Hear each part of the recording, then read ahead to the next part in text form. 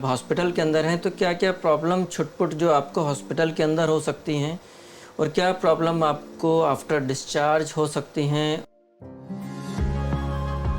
Good evening and welcome to my channel my health helpline. I am doctor R K Dua. जैसा कि आपको पता है लास्ट वीडियो में हमने डिस्कस किया था गॉल ब्लैडर की ट्रीटमेंट ऑप्शंस। अब गॉल ब्लैडर की आपकी सर्जरी हो गई, now you are in a hospital. अब हॉस्पिटल के अंदर हैं तो क्या क्या प्रॉब्लम छुटपुट जो आपको हॉस्पिटल के अंदर हो सकती हैं और क्या प्रॉब्लम आपको आफ्टर डिस्चार्ज हो सकती हैं और क्या क्या प्रिकॉशंस आपको रखने चाहिए after the gall bladder surgery.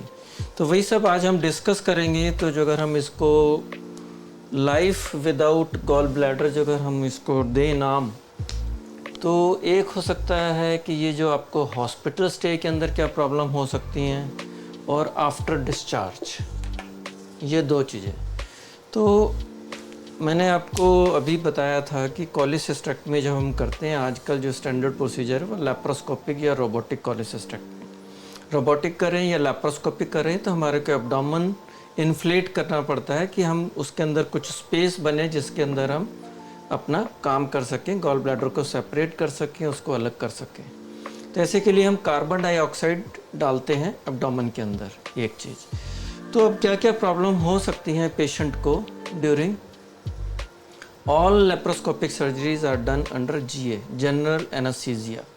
तो इमीडिएट पोस्ट ऑपरेटिव पीरियड के अंदर पेशेंट को जो इफ़ेक्ट रहता है एनेस्थीसिया का, उसकी वजह से कई बार नोज़िया वॉमिटिंग हो सकता है। जब नोज़िया वॉमिटिंग होगा तो नेचुरली थोड़ा सा एब्डोमेन के ऊपर स्ट्रेस पड़ेगा, पेन होगा और पेन वो इंक्रीज़ भी हो सकता है। एक तो ये हो गया कि nausea and vomiting, nausea and vomiting. दूसरा आ गया पेन।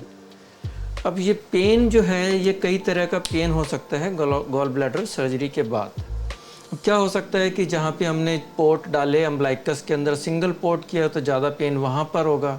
जो अगर हमने 4 पोर्ट डाले हैं तो एपिगैस्ट्रिक में अंदर just in the mid line upper abdomen के अंदर वहाँ एरियाज को जो प्रेशर ज़्यादा पड़ता है, जैसे भी कोई आप खांसेंगे, हिलेंगे, डुलेंगे, तो वहाँ ज़्यादातर पेन पेशेंट्स को होता है। या राइट अपर एब्डोमेन में कई बार पेशेंट कंप्लेन करते हैं।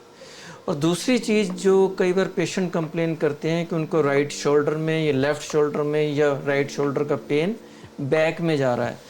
तो उसके लिए जो रहता है, सपोज़ ये आपका डायफ्राम है राइट साइड में, यहाँ पे हमने गैस डाली तो गैस क्या होती है, गैस लाइट होती है कार्बन डाइऑक्साइड।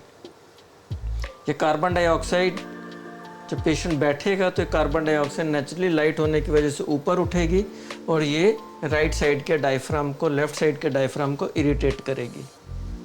तो डायफ्राम की जो नर्व्स जो होती हैं वो आपकी शोल्डर के साथ कॉमन होती हैं। जब वो इरिटेट होंगी तो वो पेन आपको राइट या लेफ़्ट शोल्डर में होगा। अब ये जो कार्बन डाइऑक्साइड है ज़्यादातर इस पेन के लिए ज़्यादा सीवियर पेन है तो हम कई बार एनाल्जेसिक दे देते हैं। अब थोड़ा बहुत टॉलरेबल पेन है तो उसके लिए हमारे को ज़्यादा कुछ करने की ज़रूरत नहीं होती। कुछ घंटों में ये कार्बन डाइऑक्साइड ये अपने आप बॉडी के अंदर एब्जॉर्ब हो जाएगी और वहाँ से जब कार्बन डाइऑक्साइड नहीं है, इरिटेशन ख़त्म हो जाएगा तो नेचुरली पेन अपने आप सबसाइड हो जाएगा। कई बार पोस्ट ऑपरेटिव पीरियड में पेशेंट कंप्लेन करता है मुझे बहुत ज़्यादा दर्द हो रही है। सर्जन भी सोचता है यार इतना तो ऐसा कुछ नहीं हुआ कि इतनी ज़्यादा पेन क्यों हो रही है। तो जब हम एग्ज़ामिन करते हैं पेशेंट को तो पता लगता है कि पेशेंट का ब्लैडर जो है, यूरिनरी ब्लैडर पूरा फुल है। अब पेशेंट को पेन की वजह से, एनेस्थीसिया की वजह से वो सेंसेशन इतना नहीं आता कि उसको ब्लैडर फुल लग रहा है। तो इस तरह का कोई भी जब पेन होता है तो पेशेंट को ये ज़रूर चेक कर लेना चाहिए या अटेंडेंट उसके साथ है कि पेशेंट ने यूरिन पास किया कि नहीं किया।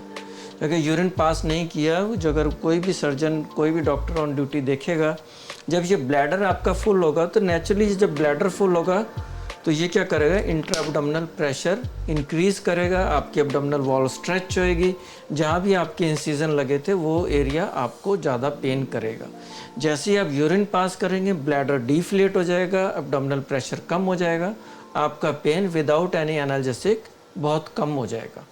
तो ये वाला जो एक कंडीशन है कि ब्लैडर जब आपका यूरिनरी ब्लैडर फुल हो गया उसकी वजह से कई बार पेन बढ़ जाता है। एब्डोमिनल सर्जरी कोई भी हो, जो अगर ब्लैडर फुल है, यूरिन पास नहीं हुआ तो उसके अंदर आपका पेन नेचुरली बढ़ जाएगा। अब आ जाते हैं after discharge. After discharge observe किया गया है कि 80 to 90% लोगों को कोई ख़ास प्रॉब्लम नहीं होती, लेकिन ओनली 10-20% लोगों को कई बार जो खाने के बाद डिस्कम्फर्ट बढ़ जाता है, ख़ासकर फैटी मील्स के बाद। और जो प्रॉब्लम उसको पेशेंट को पहले रहती थी, थोड़ी बहुत वो प्रॉब्लम एसिडिटी की, खाने के बाद फैटी मील्स, खासकर अपर एब्डोमेन में फुलनेस, तो इस तरह की जो छुटपुट प्रॉब्लम कुछ टाइम तक रहती हैं, 1 से 1.5 महीने तक इस तरह की प्रॉब्लम रहती है। उसके बाद बॉडी अपने आप अडेप्ट कर लेती है। बाइल जो डायरेक्ट गॉल ब्लैडर के अंदर स्टोर होता था वो धीरे धीरे नीचे आता है, तो जो सिस्टिक डक्ट है कई बार वो भी थोड़ी सी डायलेट हो जाती है बाइल को एकोमोडेट करने के लिए। तो ऐसे में बहुत ज़्यादा कोई सिम्टम नहीं रहते। किसी किसी पेशेंट के अंदर बाइल डायरिया नोटिस किया जाता है, वो सिम्टम्स भी धीरे धीरे कुछ मेडिकेशन के साथ वो रिलीव हो जाते हैं और कुछ टाइम के बाद वो सब होना बंद हो जाता है। तो गॉल ब्लैडर के बाद जब पेशेंट सोचता है कि गॉल ब्लैडर निकल जाएगा तो मेरा क्या हाल होगा, क्या क्या प्रॉब्लम हो सकती हैं, तो आपको इसके लिए चिंता करने की कोई ज़रूरत नहीं है। कोई छुटपुट सिम्टम, कोई भी सर्जरी होगी तो कुछ दिन के लिए रहते हैं, बॉडी अडेप्ट कर लेती है और उसके बाद वो सारे सिम्टम ख़त्म हो सकते हैं और आप नॉर्मल जैसे पहले खाना खाते थे वैसे ही आप नॉर्मल खाना खा सकते हैं। हाँ, कई बार आपको हो सकता है कि लार्ज फैटी मील आपने लिया तो डिस्कम्फर्ट ज़रूर हो सकता है, पर कुछ आने वाले कुछ महीनों के बाद वो डिस्कम्फर्ट भी आपका ख़त्म हो जाता है और आप भूल भी जाते हैं कि आपकी गॉल ब्लैडर की सर्जरी हुई थी। आप नॉर्मल जैसे पहले खाना खाते थे वैसे ही आप खाना खा रहे हैं। Thank you very much, and please do subscribe to my channel and share with your friends also. Thank you very much.